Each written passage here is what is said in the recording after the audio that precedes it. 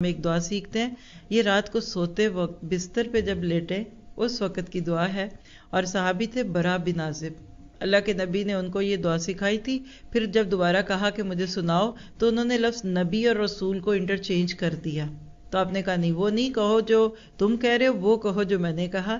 تو دعا ہے ابو داؤد میں 5046، اللہم اسلمت وجہی الیک وفوضت امری الیک والجات ظہری الیک رہبتا ورغبتا الیک لا ملجا ولا منجا منک الا الیک آمنت بکتابک الذی انزلت ونبیک الذی ارسلت.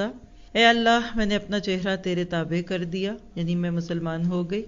ذرا غور بھی کرتے جائیے، کیا واقعی میرا چہرہ اللہ ہی کے حکموں کے مطابق ہے، تابع ہے اس کے، جھکتا ہے اس کے آگے. اور اپنا معاملہ تیرے سپرد کر دیا، اپنی کمر تیری طرف لگا لی، یعنی تجھے ہی اپنا سہارا بنا لیا.